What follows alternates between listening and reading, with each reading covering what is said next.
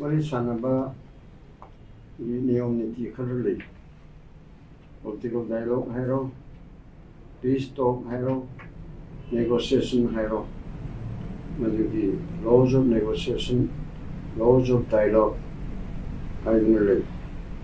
lepa amaga kanaba adu natragana lepa ki manungda leba insurgency organization amaga lepa toga anti wari sanaba armed conflict hairoko asida kalmaina wari sanaraga kalmaina withdraw togani haibasi tongana Amsterdam gumba Netherlands da the expertise ma'am lay Philippines da kamay to ga lalubaga gamega wari sana hangani manungi mapangi haibasi tongan ba wrong lay aduga manunda iba projadugi manunda toba aduna map tanadaba leba khotpa mayam ado lamdagi government na nakalani makauraga wari sanaba na kari pami achana na do pamba na kari pami ado pamba ado dismay toba yara haidana tongana bigi ngomiti mayam amule ay gado magi monga duda to my understanding ay ujate Ujike piri ba Minister of Home Affairs ki point taruk adhu aduda wari sanaba ay chibu kariyo ay mo hatyo atani aduda nang ay mo hatpi gano haidana haiba chikarino chibo chigo mena tawada banatro wari sanabasi kanaga sagadorino wa menu India na proxy war ma kuki angau pi haibe tare lamhen makangu duniko akang babu nataba ko ing tapa pun lemina jaba pamjaba nataba kuki lamhen to hen ba sing adubu hui imong da sina raga mete de chi anra asigi potama phong na leire ba ano wali sagada bse Government of India ga people of Manipur ga sagadab natro lambi chalan gani na haire tangni panda chalan dre munda panda anti social element hai tare kuki do ro to tinge kanana adu chalan kanana lo ri enforce to gadab no kuki jo na to gadab ra metei na to gadab ra lo to ga go pot ado government na ando to gadab na Madhuri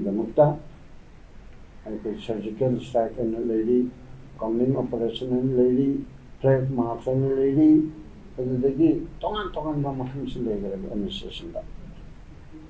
As I'm about to talk about. Other don't say any haraba, Matanta, some Pantajarapa, issuing a neighbor say, thank you, ma.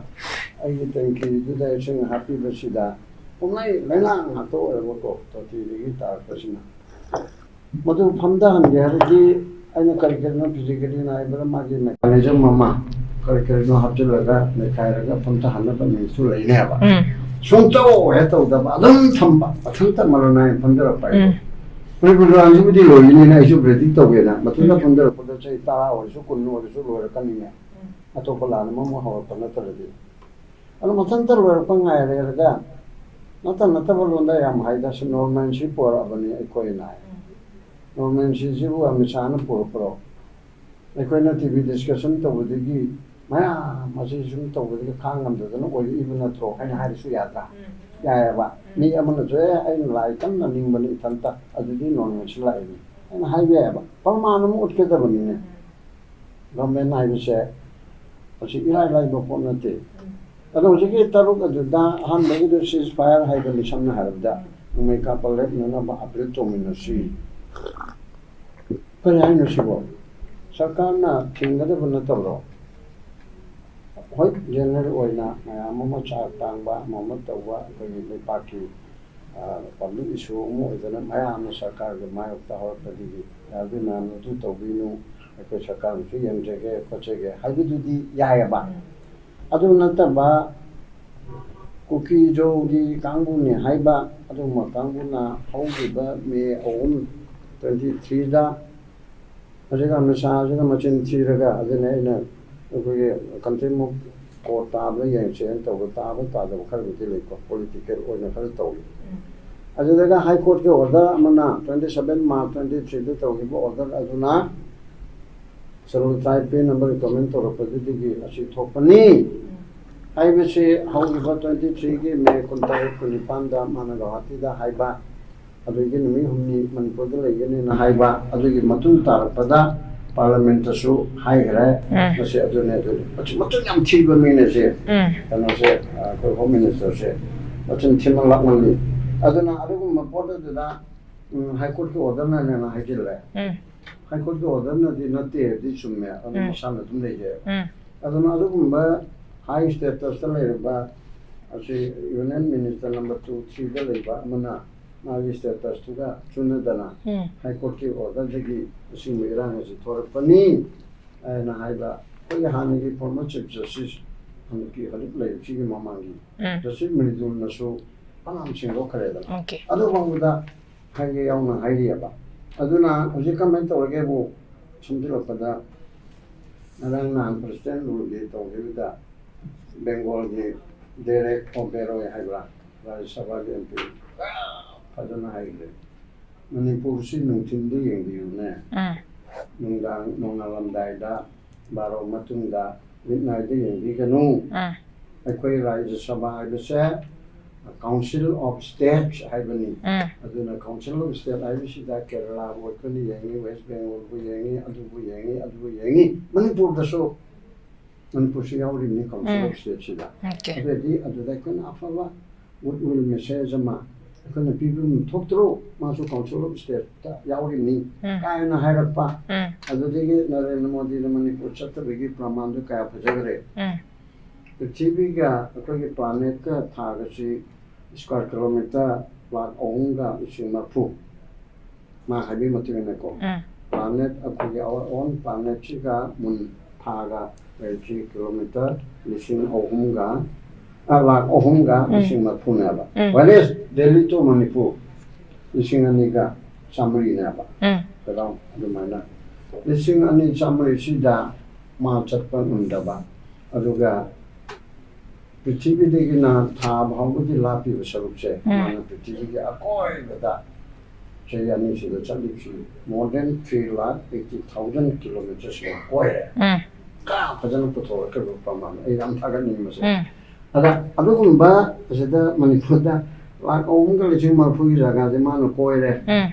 ꯑꯗꯨꯒ 2,200,900 ꯈꯛꯇ ꯉꯥꯏꯕꯁꯤꯗꯗꯤ ꯃꯥꯅ ꯆꯠꯇ꯭ꯔꯦ ꯑꯗ ꯑꯇꯣꯞꯄ account ꯑꯃꯗꯁꯨ ꯍꯧꯈꯤꯕꯗꯨꯗ ꯀꯩꯅꯣꯗ ꯑꯋꯥꯡ ꯅꯣꯡꯄꯣꯛꯇ ꯃꯥ ꯍꯧꯖꯤꯛꯀꯤ ꯗ꯭ꯌꯨꯔꯤꯡ ꯗꯤꯁꯀꯣꯔꯁ ꯑꯩꯈꯣꯏ 19 ꯚꯤꯖꯤꯠ ꯇꯧꯈꯤ ꯑꯁꯥꯝꯗ ꯀꯌꯥꯔꯛ ꯑꯔꯨꯅꯥꯆꯜ ꯃꯤꯖꯣꯔꯥꯝ ꯑꯗꯨ ꯑꯗꯥ ꯃꯌꯥꯝꯁꯦ ꯃꯅꯤꯄꯨꯔꯗꯗꯤ ꯑꯃꯐꯥꯎ ꯌꯥꯎꯗ꯭ꯔꯦ ꯑꯗꯨꯅ ꯃꯅꯤꯄꯨꯔꯁꯦ ꯄꯨꯔꯥ ꯁ꯭ꯇꯦꯠ ꯃꯥꯗꯔ ꯂꯤꯇꯔꯦꯜꯃꯦꯟꯒꯗꯣ ꯅꯠꯇ꯭ꯔꯦꯅꯦ ꯑꯩꯈꯣꯏꯗ ꯌꯦꯡꯉꯤꯕ ꯃꯤꯠꯌꯦꯡꯁꯦ ꯁꯥ ꯁꯟ ꯐꯥꯎꯅꯕ ꯌꯦꯡꯗꯦꯗ ꯁꯥ ꯁꯟ ꯑꯣꯏꯔꯗꯤ ꯁꯥꯕꯨ ꯑꯣꯏꯅ ꯌꯦꯡꯉꯗꯤ ꯑꯩꯈꯣꯏ ꯈꯔ ꯈꯣꯡꯉꯒꯦ ꯂꯥꯎꯔꯒꯦ ꯆꯤꯛꯑꯒꯦꯅ ꯇꯧꯕ ꯌꯥꯏ ꯑꯗꯨꯐꯥꯎꯕ ꯌꯧꯅ ꯎꯁꯤꯠꯇ꯭ꯔꯦ ꯃꯣꯏꯅ ꯈꯜꯂꯤꯁꯦ ꯇꯨꯃꯤꯠ ꯀꯥꯡꯒꯨꯝꯅ ꯁꯥ ꯀꯩꯗꯤ ꯈꯔꯕꯨ ꯂꯝꯃꯣꯏꯗ ꯅꯠꯇ꯭ꯔꯒ ꯁꯟꯗ ꯐꯨꯔꯗꯤ ꯑꯣꯟꯁꯤꯜꯂꯛꯀꯅꯤꯗꯅ ꯑꯗꯨꯐꯥꯎꯒꯤ ꯊꯥꯛ ꯅꯠꯇ꯭ꯔꯦꯕ ꯑꯩꯈꯣꯏꯁꯦ ꯀꯥꯏꯅ ꯃꯇꯤꯛ ꯃꯄꯥꯡꯒꯜ ꯂꯩꯍꯟꯗ꯭ꯔꯒꯗꯤ ꯇꯨꯃꯤꯠ ꯀꯥꯡꯒꯤ ꯊꯥꯛꯇ ꯂꯩꯔꯕꯅꯦ ꯑꯗꯨꯅ ꯁꯤꯒꯨꯝꯕ ꯂꯩꯔꯕ ꯃꯔꯝ ꯑꯁꯤꯗ ꯃꯁꯥꯅ ꯐꯝꯊꯕ ꯉꯥꯏꯔꯦꯔꯒ ꯑꯩꯈꯣꯏꯁꯤꯁꯨ ꯎꯄꯥꯏ ꯂꯩꯖꯗꯕ ꯄꯣꯠ ꯑꯃ ꯑꯣꯏꯔꯕꯅꯤꯅꯀꯣ ꯃꯣꯏꯅ ꯃꯆꯥ ꯑꯃ ꯍꯥꯏꯕꯗ ꯑꯩꯈꯣꯏꯁꯤ ꯌꯥꯕ ꯇꯥꯕ ꯃꯔꯝꯗꯤ ꯑꯩꯈꯣꯏ ꯍꯤꯡꯕ ꯉꯝꯃꯔꯣꯏꯕ ꯃꯅꯤꯄꯨꯔꯁꯦ ꯚꯥꯔꯠꯇꯒꯤ ꯇꯣꯈꯥꯏꯅ ꯂꯩꯖꯔꯒꯦꯅ ꯍꯥꯏꯕꯗ ꯂꯩꯕ ꯌꯥꯄꯣꯟꯇꯦ ꯅꯍꯥꯔꯣꯟꯅ ꯄꯥꯝꯃꯦ ꯍꯥꯏꯗꯅ ꯍꯧꯖꯤꯛꯃꯛꯀꯣ ꯑꯩꯈꯣꯏꯅ ꯂꯩꯖꯔꯦꯒ ꯍꯥꯏꯔꯒ ꯁꯥꯎꯅꯤꯡꯉꯦꯅ ꯍꯥꯏꯔꯗꯤ ꯌꯥꯕ ꯅꯠꯇꯦꯕ ꯑꯗꯨꯅ ꯑꯗꯨꯒꯨꯝꯕ ꯄꯣꯠ ꯑꯃ ꯑꯣꯏꯔꯕꯅꯤꯅ ꯃꯣꯏꯒ ꯇꯤꯟꯅꯅꯕ ꯍꯣꯠꯅꯕꯗ ꯌꯥꯝꯅ ꯍꯩꯁꯤꯡꯕ ꯑꯗꯨꯒ ꯑꯩꯈꯣꯏꯁꯦ ꯌꯥꯝꯅ ꯃꯇꯤꯛ ꯆꯥꯕ ꯃꯅꯤꯄꯨꯔ ꯄ꯭ꯔꯖꯥꯁꯤꯡꯁꯦ ꯚꯥꯔꯠ ꯁꯔꯀꯥꯔꯕꯨ ꯀꯔꯝꯍꯥꯏꯅ ꯂꯣꯏꯅꯒꯗꯒꯦ ꯚꯥꯔꯠꯀꯤ ꯂꯨꯆꯤꯡꯕꯁꯤꯡꯕꯨ ꯀꯔꯝꯕ ꯋꯥꯍꯩ ꯍꯥꯏꯔꯒ ꯇꯥꯍꯟꯒꯗꯒꯦ ꯕꯦꯕꯥꯔꯁꯨ ꯇꯧꯁꯤ ꯖꯤꯁꯨ ꯑꯗꯨꯝ ꯍꯥꯏꯁꯤ ꯃꯈꯣꯡ ꯄꯥꯏꯕꯗꯨꯗꯪ ꯇꯧꯗ꯭ꯔ ꯂꯣꯏꯔꯦ ꯖꯤ ꯍꯥꯏꯔꯒ ꯅꯔꯦꯟꯗ꯭ꯔ ꯃꯣꯗꯤꯅ ꯀꯔꯝꯍꯥꯏꯅ ꯌꯦꯡꯍꯜꯂꯛꯀꯗꯒꯦ ꯑꯃꯤꯠ ꯁꯥꯍꯅ ꯀꯔꯝꯍꯥꯏꯅ ꯌꯦꯡꯍꯜꯂꯛꯀꯗꯒꯦ ꯅꯠꯇ꯭ꯔꯒ ꯃꯊꯪꯒꯤ ꯂꯥꯛꯄꯒꯤ ꯄ꯭ꯔꯥꯏꯝ ꯃꯤꯅꯤꯁꯇꯔ ꯑꯗꯨꯅ ꯀꯔꯝꯍꯥꯏꯅ ꯌꯧꯍꯜꯂꯛꯀꯗꯒꯦ ꯍꯥꯏꯕꯒꯤ ꯑꯁꯤꯗ ꯑꯩꯈꯣꯏꯅ ꯍꯣꯠꯅꯕ ꯑꯃ ꯆꯪꯉꯦꯕ ꯑꯗꯨꯅ ꯍꯧꯖꯤꯛ ꯉꯁꯥꯏꯒꯤ ꯗꯥꯏꯂꯣꯛꯇꯨꯗ ꯂꯥꯛꯑꯒ ꯅꯪ ꯇꯧꯈꯤꯕꯗꯨꯗꯤ ꯂꯝꯕꯤ ꯑꯃ ꯌꯥꯠꯄꯅꯤ ꯐꯕ ꯐꯠꯇꯕꯗꯣ ꯍꯥꯏꯔꯔꯣꯏ ꯇꯧꯕꯒꯤ ꯎꯅꯕ ꯈꯔ ꯁꯤꯚꯤꯜ ꯁꯣꯁꯥꯏꯇꯤ ꯁꯤꯗꯁꯨ ꯀꯦꯟꯗ꯭ꯔ ꯁꯔꯀꯥꯔꯅ ꯑꯩꯈꯣꯏꯁꯦ ꯃꯩꯇꯩꯒꯤ ꯑꯗꯨꯒꯤ ꯀꯨꯀꯤꯒꯤ ꯍꯥꯏꯕ ꯑꯃ ꯀꯟꯅ ꯈꯥꯏꯗꯣꯛꯑꯦꯅꯦ ꯃꯩꯇꯩ ꯒ꯭ꯔꯨꯞꯀꯤ ꯀꯥꯏꯅ ꯑꯩꯗꯤ ꯑꯗꯨꯃꯥꯏꯅ ꯍꯥꯏꯅꯤꯡꯗꯕ Manipurdagi group khara tampakte base to haibra adu group tuga adagi kuki geduga haidi phaba ada maitei kuki adagi de Delhi adu di mo chu mayang haitare na maitei ne kuki ne adu Orissa dagi haibran ekemisa do Orissa macha amane ana haitare ba aduna adu megi potu toraga moina piri ba Ministry of Home Affairs na with due respect asibu condition ama oibena apsi ai to my understanding aina khangje dabanara akoi chi irang tawdana ba akoi appeal to minasi akoi sarkarna aranma to phabada noi aranma tawriba nang na sumateng pangu achumma tawriba nang na su pangu kaina hainaraga tawba poche aini mong tade ai sumaina hamna da thamge chumme wari sanamasi karige sanadorino hamna da kukiga miteiga ani khatna barana aina khangdarabnara kukiga miteiga kari demand toropada miteina yagidabano miteina kukiga kari torobagi yadabano wari sana baibsi mot manadaba yanadaba khatnaba ani sagadamnidana kukina miteida attack toraga lam khopchillaga union territory piyoye government India da Mete di hai adu yaro ekoi di torkano kutarkano ngakpani. Khana dia bani che. Aduna kana gomna ani ceasefire to ban ceasefire is di aiga khana riba ni aduga nanga aiga che lan manu che mahabar babu ramayan baba ndan mi ta ge de kolai thanu ni siko aina ceasefire to rim ne ko. Adu ya ba ada ama khakna kuki jo people sing sina moi gi tongan mo pol amada Manipur Thugairaga aduga moina tabulam singi sibau chai kogi kuki occupied territory ni haidara act of terrorism toraka changchilakpa aduda madudi noi nai ko da ko tharapudi yaro karigino haidara ngak thokpa non ko banu tharadi ani thani dana ko ngak thu imne ba ani je khanaboli temni khanaboli tabni na kuki gi jogi toriba sing achi khujo kholai padana kogi Zero tolerance haibdene terrorism che kanona ojeki hariba amisana zero tolerance Narendra Modi na India gi mapam punamakta terrorism che muthatkani zero haibedi chuinodo pum muthat paiba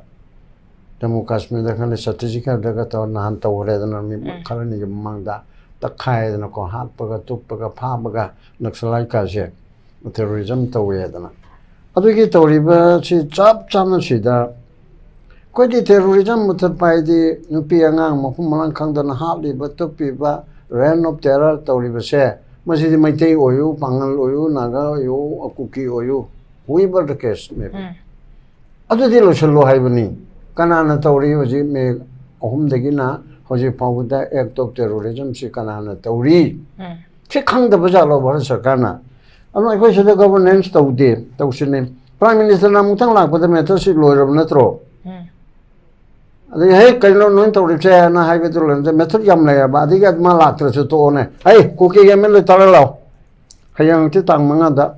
Academy Prime Minister Officer. Then none cookie a miliponamanglao. Even opposition Congress no manga to lap you. All particular Prime Minister Kobala with Okanano. Hanmatan of the Koku Tengain, a pass and son of it. Adum lawyer of Natro. Adukum to this has one to the Sunto to Draga. Mindset government of Indiana Kaliba. I said that to me, Kang and Nika, some chick never do never, young chain, a case of Candiana. Hey, I had a girl to we have a potonimo in Kali. What do you mean a teaba? I couldn't Kalib now. When a sheet of vidre. Sita vidre and I quite so high revenue sing of an equity, so a college revenue, I quite so no what the yard or him need, had to we are brack and say, listening and the gate has lay Javani, so took Cherini, so took up to it. As when I come with the money, be hard to be there. Be hard to there to meet any whenever Kangamaga can omaga whenever do I told you to call there. I took Mickey Port of da, Moina Quasi Kaleba. Hojiki Loina Basibu. What is another Machamana on the Hirasineko, Mapanichanga Paduna Tavada, Hana Labor Cookie, Mitega, Machamana and Kalo. She come the bro. As you come in the Pacific number one way, but not in the Modido. I know Bisma, Bisma, GPTV Pumangami, Ado, Dropati Matang, the masu Duryodhana mana warak pangamde macha Dhritarashtra warak pangamde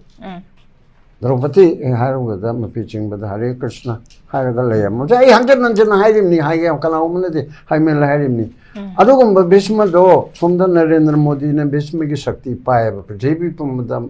ojik matumduri maron taramani hai ki maron natre prithvi pumba sida Narendra Modi ji number 1 2 the chel ibna ashina Manipur haigukan maji Krishna nate Hare Ram jode hamam da olga asida toraga legereba sason do yaudi ne man tauge ne khanbada sibo ko haijin barane sibo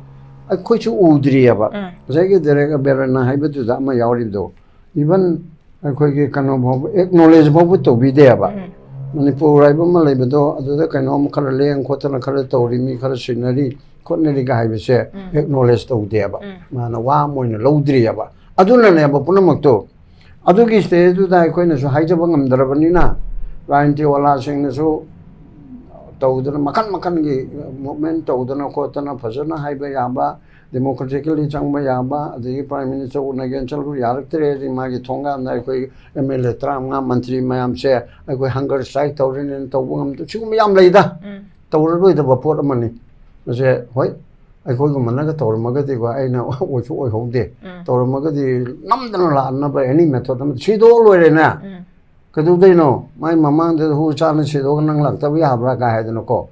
Adugumagi port to the Mangbo Mangaroya. She doctor of so mentor Ragia about TV, Mochalakani, Manipur, Mantri Mondo Malay, opposition to Lay, Prime Minister Unagaya, then Prime Minister Kitonga, and do that, we could manage ships in the layer as the Canola Agaditi, a top of post lager, the legal lager, my loin park. Adu Petibida, Yoroidra. Aduna man Narendra Modi tong ado wa nawalog di gain hair kadro mawan da ne la baw da nawalog di gain hair kadra ba masidi prithvi ki manunda khwali gi angak pasingi manunda ama oirabani Narendra Modi se war Guinness Book of World Record ta yawraga dabni leipak mi ki state mi ki chief minister opposition leader mayam asina unake aidana me ohum degina hoji pawda tawbada karna bodi appointment loru de loru yani kari su loru do bachi mintarna loru de de summa mayam cha hatok na han ga hari bro asida tawraga ma bu unaba ngamdaba natraga unaba yaraktri ba se America ge president do moi ge state amege governor na moi de governor haire chief minister do natraga parliamentarian amana congressman amana moi congress ko aduna kanosu unage haidana sage Trump chi unage na hapet haibada Nimi mga tara ni changadra, mapano chatra di holen pungo hum de yani harakane ap. Natraga hayeng ayu yani nong nini, tabo yam chalapso nong nini manung da tum yani apa. Adegi mamang da suni Indira Gandhi ko kari ko to bada akoi ne shatra gi leader on Delhi da movement of state movement of ba kari to bu matam da mama to wanda Indira Gandhi uniga ji rai uni MP na marante mega chandran MP kaudri ma da to ga Indira Gandhi uniga Aina haibadagi tawrakan na shwaitan medam angang mayamam sulai youth wing student wing adulu medam onagan adudi pare mega ai shwaitan parliament gi mamang na pung mapan makada thar oidana khoi mari change bako ai changba haude aina lawde hawi kumbi mangi goi ri kala kala mari okay changi adagi indaragan thorkan noi mamje to bai na khoi maya idara lawdana ga lemsida to we ba adagi MP managa haibasida lumna ga lawe ba masi party puna makini Prime Minister the ruling or opposition or MP Magi Magi Bevar to say, Swanton Sarasi, Hayang Ching, Manudanga, Mamma, and Puti Lai, to Unigahari, yes. Kaharaga the Muneba, see the Karachili, Natragai Karnataka Chalu, Halak Pirege, Hainatoeba, Adugumado Amat the Literaba, Aduna, Sumana Kana, the Amikaiba, a coaches Hason Toba Haitaba, Wangamba Haitaba, Mantri Oibo, Mando Oibo, opposition Oiba, Haitaba. Going among say, I mean, not rebel, like I was saying IAS, IPS, in a canal, do worry about IAS, IPS, no, wouldn't be in a tape. Chap activate to dear. Aduna, Sigi, Pibum Sida, Prime Minister na Nomotang Helapada, Manam to Mayam to all of the Puna, Yarab, Loin, take her to Portador. Mayo Waya de, a Mishai Waya de, as with the Karani level or Karanimati Hanale. ꯑꯗꯨꯗ ꯑꯦꯗꯚꯥꯏꯖꯔꯒꯤ ꯂꯦꯚꯦꯜꯗ join ꯁꯦꯀ꯭ꯔꯦꯇꯔꯤꯒꯤ ꯂꯦꯚꯦꯜꯗ ꯇꯧꯔꯒ ꯃꯣꯏ ꯑꯅꯤꯗꯨ ꯀꯧꯔꯣ ꯀꯥ ꯍꯥꯏꯔꯒ ꯇꯧꯔꯤꯕ ꯈꯣꯠ ꯑꯗꯨꯒ ꯁꯦꯝꯃꯤꯕ ꯑꯦꯖꯦꯟꯗꯥꯅꯦ ꯀꯥꯏꯅ ꯇꯧꯔꯤꯕꯁꯦ ꯑꯩꯈꯣꯏꯒꯤ ꯅꯕꯀꯦꯁꯣꯔꯅꯕꯨꯗꯤ ꯍꯥꯏꯕ ꯍꯣꯏ ꯆꯨꯝꯃꯤ ꯁꯨꯡꯂꯩ ꯂꯩꯇꯕꯗꯤ ꯈꯤꯇꯪ ꯍꯧꯕꯗꯨꯕꯨꯗꯤ ꯐꯩꯅꯦ ꯑꯩꯁꯨ ꯄꯥꯝꯃꯤꯅꯦ ꯃꯔꯝꯗꯤ ꯑꯩꯈꯣꯏꯅ ꯃꯨꯛꯅꯗꯅ ꯃꯨꯛꯈꯥꯏꯗꯅ ꯑꯃꯤꯠ ꯁꯥꯍꯗ ꯅꯔꯦꯟꯗ꯭ꯔ ꯃꯣꯗꯤꯗ ꯑꯩꯈꯣꯏ ꯗꯦꯂꯤꯒꯦꯁꯟ ꯑꯃ ꯆꯠꯇꯅ ꯃꯤ ꯂꯥꯛ ꯑꯃ ꯔꯦꯂꯤ ꯆꯠꯇꯅ ꯇꯧꯔꯨꯕꯗꯨ ꯉꯝꯗ꯭ꯔꯕꯅꯤꯅ ꯑꯩꯈꯣꯏꯁꯤ ꯇꯨꯃꯤꯟ ꯀꯥꯡꯒꯤ ꯁꯣꯁꯥꯏꯇꯤꯗꯨ ꯑꯣꯏꯔꯕꯅꯤꯅ ꯑꯩꯁꯨ ꯌꯥꯎꯅ ꯑꯣꯏꯔꯕꯅꯤꯅ ꯑꯗꯨꯒꯨꯝꯕ ꯈꯤꯇꯪꯒ ꯇꯧꯔꯛꯄ ꯑꯣ ꯐꯒꯗ꯭ꯔꯥ ꯍꯥꯏꯕꯗꯨꯐꯥꯎꯗꯤ ꯐꯩꯌꯦꯕ ꯑꯗꯨ ꯍꯥꯏꯅꯕ ꯃꯅꯤꯄꯨꯔꯒꯤ ꯏꯁꯨꯁꯤꯕꯨ ꯁꯣꯜꯕ ꯇꯧꯅꯕ ꯑꯇꯩ ꯂꯝꯕꯤ ꯑꯝꯇ ꯂꯩꯇ꯭ꯔꯕ꯭ꯔꯣ ꯕꯤ ꯖꯦ ꯄꯤꯒꯤ ꯑꯦꯝ ꯑꯦꯜ ꯑꯦ ꯃꯌꯥꯝ ꯀꯩꯗꯧꯔꯤ ꯃꯣꯏꯗꯅ ꯑꯗꯨꯝ ꯌꯥꯕ ꯅꯠꯇ꯭ꯔꯣ ꯁꯥ ꯃꯣꯗꯤꯖꯤ ꯃꯅꯤꯄꯨꯔꯗꯁꯨ ꯐꯥꯎꯕ ꯂꯥꯛꯇ꯭ꯔ ꯅꯠꯇ꯭ꯔꯒ ꯁꯤꯒꯨꯝꯕ ꯃꯅꯤꯄꯨꯔꯒꯤ ꯂꯥꯟꯁꯦ ꯂꯣꯏꯁꯤꯟꯗꯕꯤꯗ ꯑꯩꯈꯣꯏ ꯂꯥꯛꯏꯕ ꯑꯦꯄ꯭ꯔꯤꯜꯒꯤ ꯇꯥꯡ 30ꯗꯒꯤꯗꯤ ꯑꯩꯈꯣꯏ ꯄꯥꯔꯇꯤꯗꯒꯤ ꯂꯣꯏ ꯇꯣꯛꯆꯔꯒꯦ ꯁꯤꯅꯁꯨ ꯑꯗꯨꯝ ꯁꯣꯜꯕ ꯇꯧꯔꯣꯏꯗ꯭ꯔꯥ ꯑꯗꯨꯗꯒꯤ ꯃꯈꯜ ꯂꯩꯅ ꯍꯥꯏꯔꯤꯕꯁꯤꯡꯗ ꯑꯩꯈꯣꯏꯒꯤ ꯃꯔꯛꯇꯁꯨ ꯇꯧꯔꯣꯏꯕ ꯑꯗꯨꯕꯨ ꯇꯧꯔꯗꯤ ꯄ꯭ꯔꯥꯏꯝ ꯃꯤꯅꯤꯁꯇꯔꯅ ꯂꯥꯛꯇꯕ ꯍꯥꯏꯌꯦ ꯃꯥꯏ ꯂꯣꯏꯅ ꯑꯣꯟꯁꯤꯜꯂꯛꯀꯅꯤ ꯑꯩꯈꯣꯏ ꯇꯣꯛꯑꯦ ꯏꯕꯦꯝꯃ ꯁꯔꯗꯥ ꯗꯦꯕꯤ ꯄꯥꯔꯇꯤ ꯄ꯭ꯔꯁꯤꯗꯦꯟ ꯑꯗꯨꯗꯒꯤ ꯑꯦꯝ ꯑꯦꯜ ꯑꯦ ꯃꯤꯅꯤꯁꯇꯔ ꯑꯣꯏꯔꯝꯕ ꯃꯌꯥꯝꯁꯦ ꯑꯩꯈꯣꯏ ꯆꯥꯛꯃ ꯂꯥꯛꯃꯟꯈꯔꯦ ꯇꯥꯡꯗꯤ ꯈꯔ ꯁꯥꯡꯅ ꯄꯤꯕ ꯇꯥꯔꯦ ꯑꯗꯨꯅ ꯑꯦꯄ꯭ꯔꯤꯜꯒꯤ 30ꯁꯤꯐꯥꯎꯗ ꯀꯔꯤꯒꯨꯝꯕ ꯄ꯭ꯔꯃꯥꯟ ꯑꯃꯅꯤ ꯄ꯭ꯔꯥꯏꯝ ꯃꯤꯅꯤꯁꯇꯔꯅ ꯂꯥꯛꯄꯤꯗꯅ ꯍꯣꯝ ꯃꯤꯅꯤꯁꯇꯔꯅ ꯂꯥꯛꯄꯤꯗꯅ ꯇꯧꯗ꯭ꯔꯒꯗꯤ ꯑꯗꯩ ꯃꯟꯇ꯭ꯔꯤ ꯃꯟꯗꯜ ꯄꯨꯂꯞ ꯂꯥꯛꯇꯅ ꯇꯧꯗ꯭ꯔꯒꯗꯤ ꯑꯩꯈꯣꯏ ꯃꯅꯤꯄꯨꯔꯗ ꯕꯤ ꯖꯦ ꯄꯤ ꯊꯝꯃꯔꯣꯏ ꯑꯩꯈꯣꯏꯅ ꯎꯊꯥꯏꯖꯔꯅꯤ ꯂꯩꯍꯟꯅꯤꯡꯗꯕꯒꯤ ꯋꯥ ꯅꯠꯇꯦ ꯂꯩꯍꯟꯅꯤꯡꯗꯕꯒꯤ ꯋꯥ ꯅꯠꯇꯦ ꯀꯣꯟꯅ ꯑꯃꯨꯛ ꯂꯩꯁꯤ ꯀꯩꯗꯧꯒꯦ ꯍꯧꯖꯤꯛꯁꯤꯗꯤ ꯃꯣꯏꯅ ꯃꯔꯝ ꯑꯣꯏꯗꯅ ꯗꯕꯜ ꯏꯟꯖꯤꯟꯅ ꯃꯔꯝ ꯑꯣꯏꯗꯅ ꯃꯅꯤꯄꯨꯔ ꯇꯣꯛꯏꯕ ꯀꯥꯏꯔꯤꯕ ꯅꯠꯇ꯭ꯔꯣ ꯍꯧꯖꯤꯛ ꯑꯁꯤꯗ ꯃꯃꯥꯡꯗ ꯑꯗꯨ ꯇꯧꯔꯝꯃꯤ ꯃꯃꯥꯡꯗ ꯑꯗꯨꯕꯨ ꯇꯥꯕ ꯌꯥꯕ ꯋꯥꯔꯅꯦ ꯑꯩꯒꯤ ꯏꯄꯥꯗꯨꯅ ꯅꯨꯄꯤ ꯀꯣꯏꯔꯝꯃꯤ ꯑꯗꯨꯅꯗꯤ ꯑꯩꯒꯤ ꯏꯄꯥꯗꯨꯅ ꯑꯃꯥꯡꯕ ꯆꯥꯔꯝꯃꯤ ꯊꯣꯡꯉꯒ ꯑꯗꯣ ꯑꯩꯁꯨ ꯑꯗꯨꯝ ꯇꯧꯒꯗꯕꯅꯤ ꯍꯥꯏꯕꯁꯤꯕꯨ ꯍꯥꯟꯅꯒꯤ ꯑꯗꯨꯒꯤ ꯅꯥꯒꯥ ꯀꯨꯀꯤꯒꯤ ꯃꯇꯝꯗ ꯅꯔꯁꯤꯡꯍ ꯔꯥꯎꯗꯨ ꯆꯠꯂꯝꯗꯦ ꯑꯗꯒꯤꯗꯤ ꯄꯥꯔꯇꯤ ꯀꯨꯀꯤꯒꯤꯗꯨꯅ ꯑꯗꯨꯁꯨ ꯆꯠꯂꯝꯗꯦ ꯄ꯭ꯔꯥꯏꯝ ꯃꯤꯅꯤꯁꯇꯔꯗ ꯍꯥꯏꯔꯒ ꯀꯌꯥꯗ ꯄꯪꯈ꯭ꯔꯕ ꯑꯄꯪꯕ ꯃꯤꯗ ꯍꯥꯏꯒꯗꯕꯗꯨ ꯄꯥꯔꯂꯤꯌꯥꯃꯦꯟꯃꯛꯇꯒ ꯍꯥꯏꯔꯗꯅꯀꯣ ꯑꯗꯨ ꯁꯦꯔꯥꯟ ꯇꯨꯔꯥꯟ ꯃꯃꯥꯡꯒꯤ ꯒꯣꯔꯃꯦꯟꯅ ꯇꯧꯔꯝꯗꯕꯅꯅꯤ ꯑꯗꯨꯗꯤ ꯍꯧꯖꯤꯛ ꯂꯥꯟ ꯇꯧꯔꯤꯕ ꯀꯨꯀꯤꯅ ꯇꯧꯔꯤꯕ ꯃꯟꯇ꯭ꯔꯤ ꯃꯟꯗꯜ ꯇꯣꯛꯏꯕ ꯄ꯭ꯔꯁꯤꯗꯦꯟ ꯔꯨꯜ ꯇꯧꯔꯤꯕ ꯑꯁꯤꯁꯨ ꯀꯣꯡꯒ꯭ꯔꯦꯁꯀꯤ ꯑꯣꯏꯗꯣꯔꯤꯕ꯭ꯔꯥ ꯑꯗꯨ ꯃꯃꯥꯡ ꯍꯥꯏꯗꯅ ꯑꯩꯈꯣꯏꯁꯨ ꯀꯌꯥꯃꯨꯛ ꯌꯥꯝꯅ ꯄꯪꯕ ꯖꯥꯠꯅꯣ ꯄꯪꯗꯦꯅꯦ ꯄꯪꯗꯕꯁꯨ ꯌꯥꯝ ꯂꯩꯕꯅꯤ ꯊꯕꯛ ꯇꯧꯕ ꯉꯝꯖꯗꯕꯩ ꯋꯥꯗꯅꯤ ꯄꯪꯗꯦꯕ ꯑꯐꯕ ꯊꯕꯛ ꯇꯧꯔꯦ ꯍꯥꯏꯔꯒ ꯑꯗꯨꯅ ꯃꯔꯝ ꯑꯣꯏꯗꯅ ꯑꯩ ꯌꯨꯝ ꯃꯩ ꯆꯥꯛꯀꯗꯕ ꯂꯩꯔꯕ ꯑꯩꯒꯤ ꯅꯨꯄꯤꯗꯨ ꯏꯖꯠ ꯃꯥꯡꯍꯟꯒꯗꯕ ꯂꯩꯔꯕ ꯑꯗꯨꯗ ꯑꯩꯅ ꯑꯐꯕ ꯊꯕꯛ ꯇꯧꯔꯨꯕꯗꯒꯤ ꯌꯨꯝ ꯃꯩ ꯆꯥꯛꯆꯕꯅꯤ ꯃꯌꯥꯝ ꯁꯥꯎꯕꯤꯒꯅꯨ ꯑꯩꯈꯣꯏꯅ ꯑꯆꯨꯝꯕ ꯈꯔ ꯇꯧꯔꯨꯕꯩꯅꯤꯅ ꯑꯆꯨꯝꯕ ꯑꯐꯕ ꯋꯥꯔ ꯑꯦꯒꯦꯟꯁ ꯗ꯭ꯔꯒ ꯑꯗꯨ ꯇꯧꯕꯅ ꯃꯅꯤꯄꯨꯔ ꯊꯨꯒꯥꯏꯔꯒ ꯑꯩꯅ ꯑꯆꯨꯝꯕ ꯇꯧꯔꯨꯕꯒꯤ ꯃꯅꯤꯄꯨꯔ ꯀꯥꯏꯕꯅꯤ ꯍꯥꯏꯕꯁꯤꯕꯨ ꯌꯥꯕ꯭ꯔꯣ ꯋꯥꯔ ꯑꯦꯒꯦꯟꯁ ꯗ꯭ꯔꯒꯁꯨ ꯇꯧ ꯐꯠꯇꯕ ꯃꯤꯁꯨ ꯊꯨꯒꯥꯏꯌꯨ ꯑꯗꯨꯒ ꯇꯦꯔꯣꯔꯤꯖꯝꯁꯨ ꯊꯤꯡꯉꯨ ꯑꯗꯨꯒ ꯃꯅꯤꯄꯨꯔꯁꯨ ꯅꯨꯡꯉꯥꯏꯍꯜꯂꯨ ꯑꯗꯨ ꯅꯠꯇꯗꯅ ꯑꯩꯅ ꯀꯩꯅꯣꯝꯃꯈꯛ ꯊꯤꯡꯕꯗ ꯑꯩꯒꯤ ꯃꯅꯤꯄꯨꯔꯤ ꯃꯩ ꯄꯨꯝꯆꯥꯛ ꯆꯥꯛꯑꯦ ꯑꯩꯅ ꯑꯐꯕ ꯇꯧꯔꯨꯕꯒꯤꯅꯤ ꯍꯥꯏꯅ ꯍꯥꯏꯕꯁꯤꯕꯨ ꯆꯠꯅꯕ ꯌꯥꯕ ꯃꯐꯝ ꯌꯥꯕ ꯃꯔꯝ ꯑꯗꯨꯅ ꯍꯣꯏ ꯉꯁꯥꯏꯒꯤ ꯅꯕꯦꯁꯣꯔꯅ ꯍꯥꯏꯔꯤꯕ ꯋꯥꯔꯤ ꯁꯥꯟꯅꯕꯗ ꯑꯩꯈꯣꯏ ꯎꯄꯥꯏ ꯂꯩꯇꯕꯅꯤꯅ ꯄ꯭ꯔꯥꯏꯝ ꯃꯤꯅꯤꯁꯇꯔꯅ ꯀꯔꯤꯅ ꯑꯩꯈꯣꯏ ꯌꯦꯡꯁꯤꯟꯕꯤꯗ꯭ꯔꯕꯅꯤꯅ ꯀꯥꯕꯛ ꯁꯥꯟꯅꯗꯅ ꯀꯨꯀꯤ ꯃꯌꯥꯝꯗꯁꯨ ꯑꯩꯈꯣꯏꯅ ꯍꯥꯏꯕꯗ ꯑꯩꯈꯣꯏꯗꯤ ꯍꯥꯏꯅꯩꯌꯦ ꯃꯅꯨꯡꯗ ꯃꯣꯏꯗ ꯌꯥꯎꯔꯤꯕ ꯂꯤꯗꯔ ꯑꯃꯅꯤꯁꯨ ꯑꯩ ꯈꯪꯅꯩꯌꯦꯕꯀꯣ ꯍꯥꯏꯗꯣꯛꯑꯔꯣꯏ ꯑꯗꯨ ꯅꯣꯏꯁꯤ ꯋꯥꯔꯤ ꯁꯥꯕꯗ ꯐꯩꯗ ꯑꯗꯨ ꯐꯩꯗ ꯍꯥꯏꯗꯅ ꯍꯥꯏꯕꯗꯨꯗ ꯑꯗꯨꯝ ꯌꯥꯏꯑꯕ ꯌꯥꯗ꯭ꯔꯤꯕꯁꯦ ꯃꯣꯏ ꯀꯨꯀꯤ ꯇꯔꯥ ꯑꯗꯒꯤ ꯈꯨꯠꯂꯥꯏ ꯄꯥꯏꯕ ꯃꯌꯥꯝ ꯁꯨꯒꯤ ꯇꯧꯔꯤꯕ ꯃꯌꯥꯝ ꯑꯗꯨ ꯚꯥꯔꯠ ꯁꯔꯀꯥꯔꯅ ꯊꯤꯡꯒꯗꯕ ꯅꯠꯇ꯭ꯔꯣ ꯑꯗꯨ ꯊꯤꯡꯉꯕꯗꯤ ꯃꯣꯏꯁꯨ ꯋꯥꯔꯤ ꯁꯥꯁꯦ ꯑꯣꯖꯥ ꯅꯪ ꯂꯥꯛꯄꯤꯔꯣꯅꯦ ꯍꯥꯏꯔꯛꯀꯅꯦꯕ ꯍꯥꯏꯌꯦꯕ ꯑꯗꯨ ꯅꯠꯇ꯭ꯔꯗꯤ ꯈꯨꯠꯂꯥꯏ ꯄꯥꯏꯕ ꯃꯌꯥꯝ ꯑꯗꯨ ꯌꯣꯛꯈꯠꯇꯅ ꯊꯝꯃꯒ ꯁꯨ ꯑꯣꯏꯗꯨ ꯌꯣꯛꯈꯠꯇꯅ ꯊꯝꯃꯒ ꯑꯗꯨ ꯇꯧꯔꯗꯤ ꯌꯥꯔꯣꯏꯕ ꯑꯩ ꯍꯥꯏꯁꯦ ꯑꯐꯕ ꯁꯖꯦꯁꯟꯅꯤꯀꯣ ꯑꯩꯅ ꯒꯣꯔꯃꯦꯟ ꯑꯣꯐ ꯏꯟꯗꯤꯌꯥꯕꯨ ꯄꯪꯌꯦꯡ ꯌꯦꯡꯊꯤꯗꯅ ꯆꯩꯕ ꯅꯠꯇꯦ ꯐꯍꯟꯅꯤꯡꯕꯒꯤ ꯋꯥꯅꯤ